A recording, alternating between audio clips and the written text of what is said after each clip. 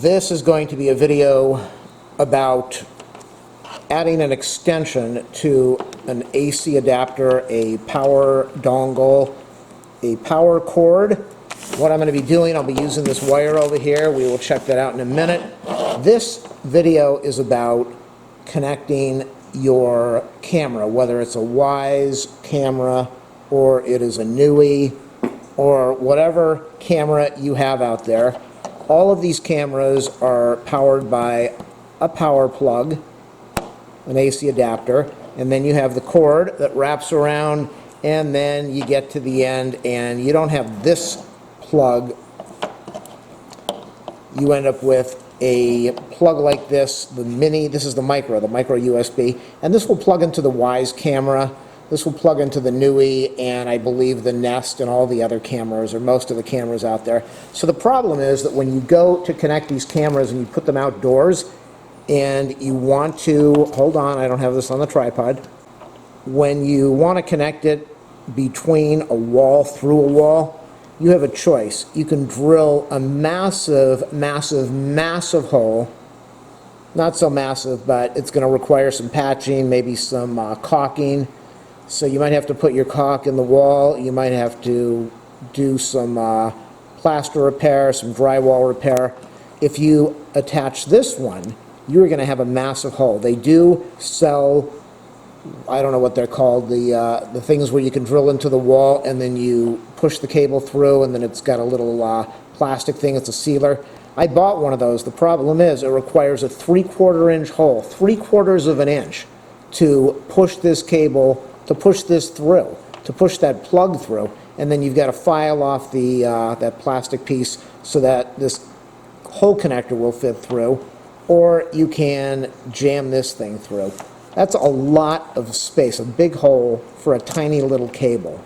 So what I'm going to do is I'm going to cut this cable, and then I'm going to splice this wire in, and then I'm going to splice wire on both sides. The idea being that if all I need to do is drill a hole that's about 1/4 of an inch, 1/8 of an inch, and push the wire through.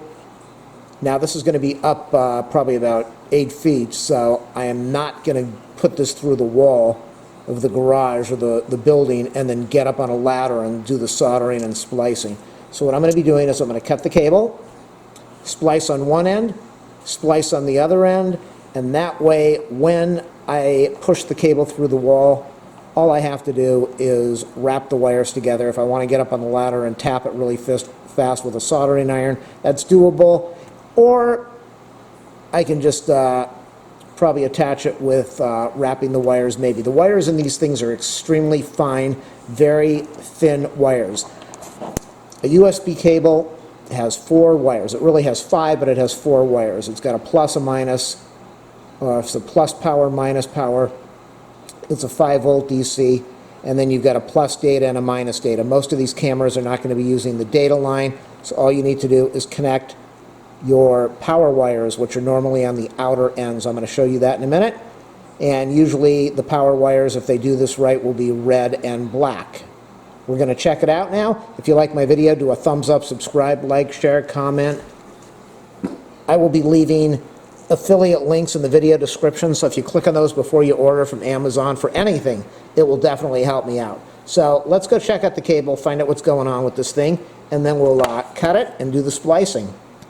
I've got my meter over here. I checked it out. We've got the dongle plugged in, 5 volts. That's the connector.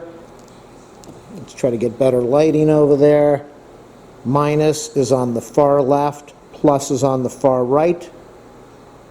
And what I'm going to do now that I know it's on the far right, not that it really matters, because we'll be able to cut the wire and figure it out. But plus is on the far right, minus is on the far left. There's the 5 volts. Since I don't have my fine probes, there's no way that I'm going to be able to get into the micro USB to do the test, but I will cut the cable right now, and then we will check out the wiring and the coloring of the wires just to verify everything before I connect this. On the micro connector, it follows the same thing. The power wires are both on the outside. The micro has 5 connections. This has 4 plus the ground on the outside, the shield, really the shield, not the ground, that you won't be using. The micro has 5, and as I said, power plus is on one side and the ground is on the other. The first thing you're going to see when you strip the wire, you can cut it, but I'm doing this so that you can see what's going on here. We have some braid that goes around this. All I did is I used, you can use some wire cutters, be very gentle, some wire strippers. But we have braid, the outer braid, which I am going to be not using. I'm only going to be using 2 of the 4 wires that are in here, as I said. So I'm going to cut the braid away so we can look at what's going on inside the cable. There is the cable. Now you've got to admit, drilling a hole for a size cable like this is a lot better than having to drill a hole, where is that, for something this huge. So what I did is, I would not use an X-Acto knife unless you're very good with it. You'll probably nick the outside of the wire. This stuff is very fine. I used some cutters. I kind of went on an angle a little bit, and then I went this way so that I could really show you what's going on here. We have the outer braid. Underneath the outer braid is a little layer of foil for to stop noise. So it's kind of spiraled around, and then we have the 4 wires that I told you about. We have the red wire, which is going to be the positive. We have the black wire, which is going to be the negative. We have the green wire, which is going to be the positive data. And then we have the white wire, which is going to be the negative data. If you want to connect all 4 of them, because you're not sure what they're doing, and if you want to just connect all 4, that's fine. If you just want to connect the power, you can do that. Your camera is probably going to work, 99% chance it's going to work. But if you want to connect all 4 of them, that is up to you. And that is why I've got this wire. I'm used to using military type wire, which does not melt when you strip it. I don't know how this is going to work. This is really fine wire. The reason I went with 22 gauge, this is definitely not 22 gauge. This is probably 20, I'm guessing this is 26, probably 20, 26, 24, 26, 28. I went with 22 because I wanted to have a much better connection. What I'm going to be doing is I will be cutting this in the middle. I will be putting a piece of heat shrink on this end. If you don't have heat shrink and you want to use tape, if you've got good tape, electrical tape is really messy. It's also going to make the hole much bigger. I don't want to make it too much bigger because I want to be able to drill the smallest hole necessary to get this cable through the wall. So I will heat shrink a little bit over here, a little bit over here. I will slice the wire in the center, and then I will strip the ends of the wire. I'll strip the ends of the wire over here. I will put heat shrink on one side of this. I will solder. I will heat shrink the other side and solder. And then what I could do is show you what the final result is, but I'm going to go step by step so you can see what happens. I've stripped this back extremely far, but that's okay. The cable is about 1/8 of an inch, so if you were going to be drilling a hole, you could probably squeeze through 1/8 of an inch hole, or maybe a little bigger. I've got some heat shrink over here. This is, I believe, 3/16. And you don't have to mess with this. If you don't want to do it this way, if you just want to cut the wire, strip it, wrap everything up with tape, that's up to you. I'm just doing this to make a good video for people that want to mess with this stuff.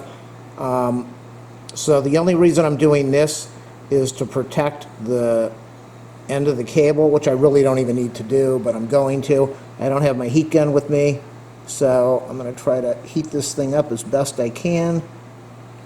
I did a video on some heat shrink that I bought on the internet.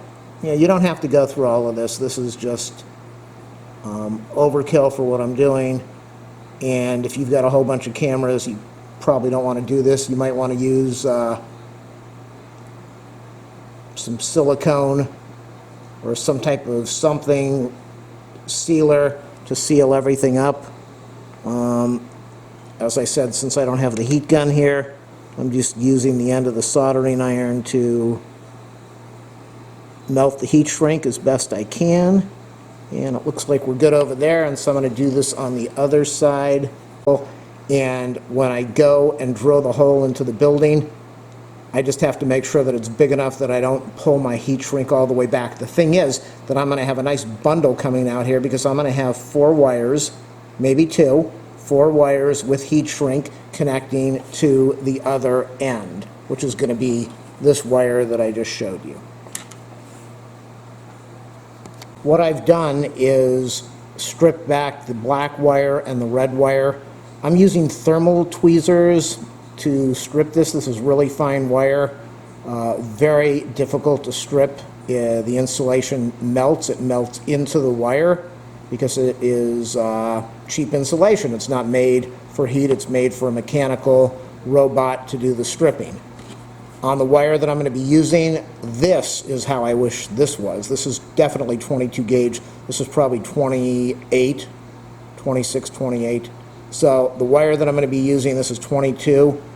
The insulation with thermal tweezers handled it fairly well. I would be cautious with mechanical when you're using wire like this unless it's made for thermal tweezers, because you're going to stretch the wire and the insulation unless you have really good strippers. So 22 gauge, what I'm going to do now is I'm going to put a piece of heat shrink.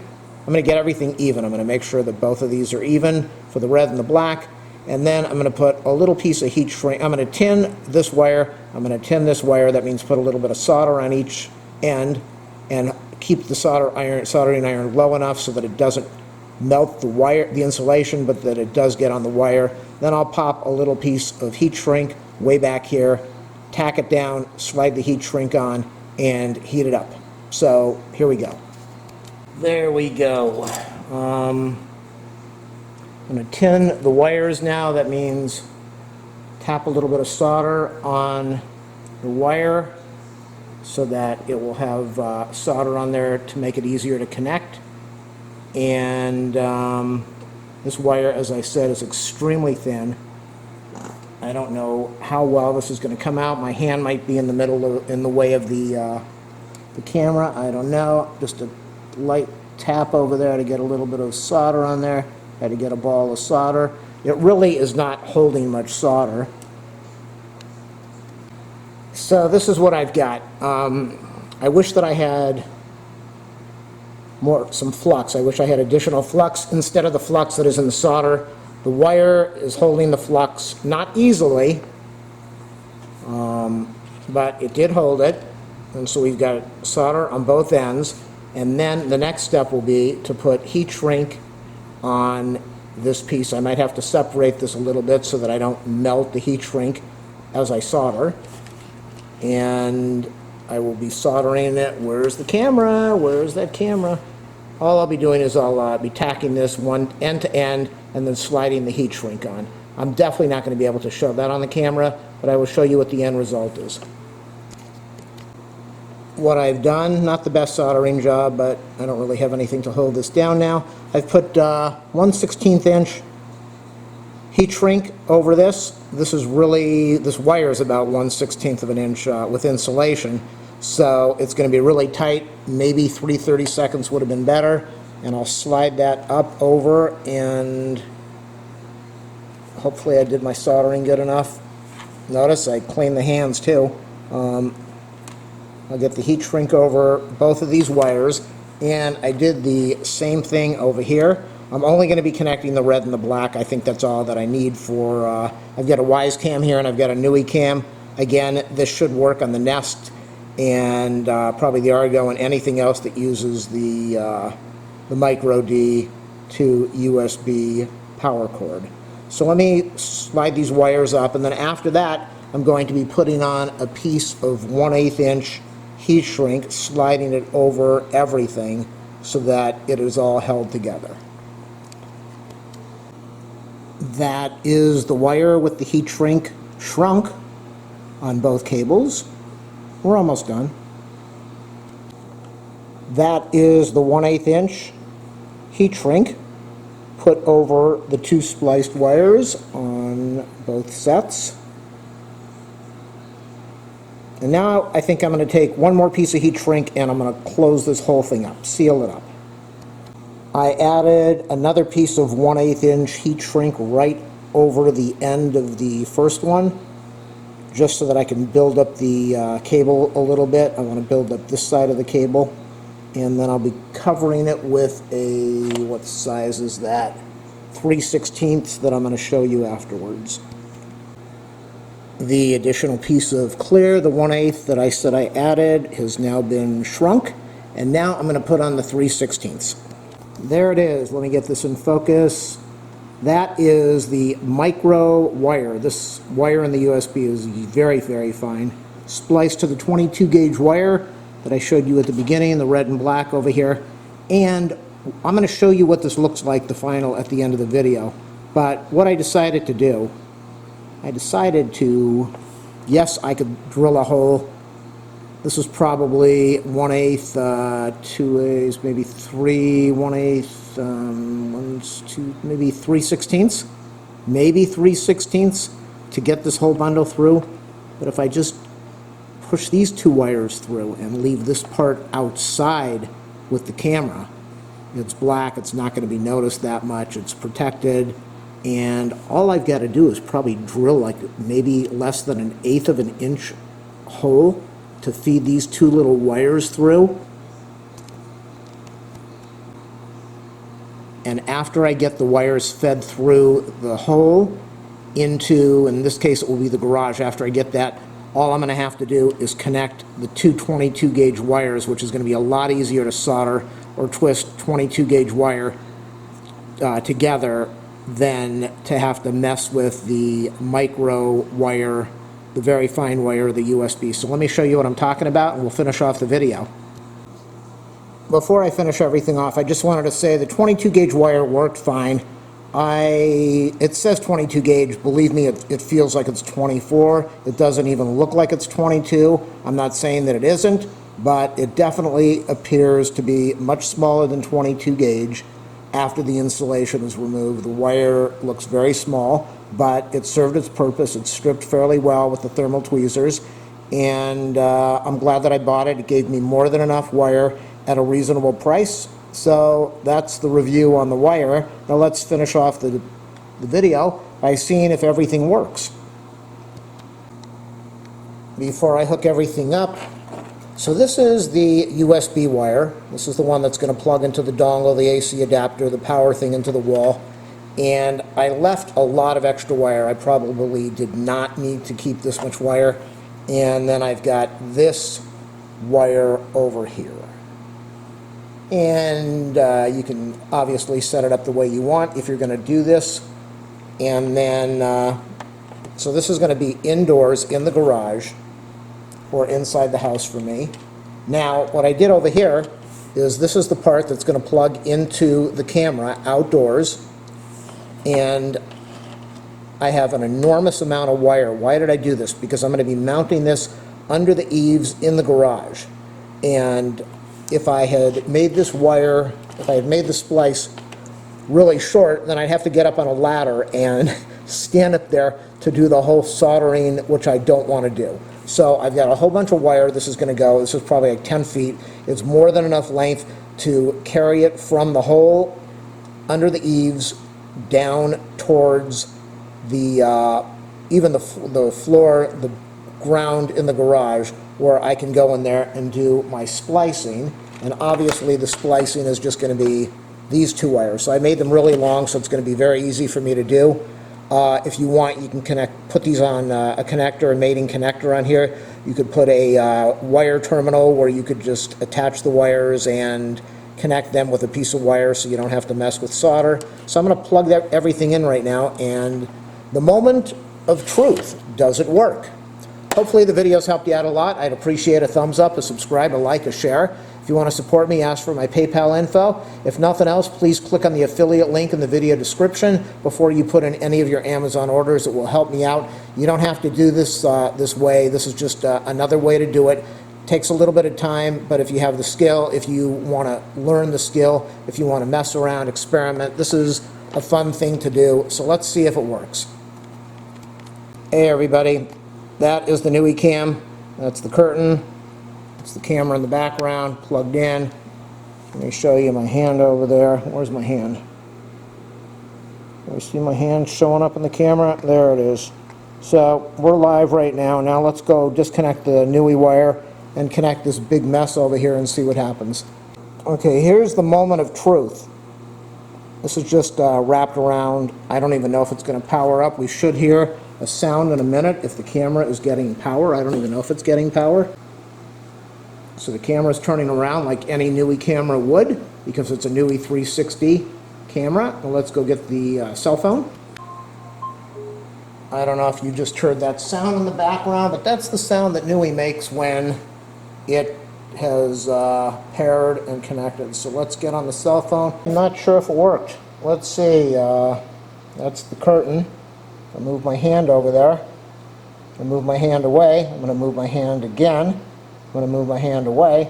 So what you see here, people, is this is a difficult way, but a very doable way to connect your camera indoors to outdoors or through a wall.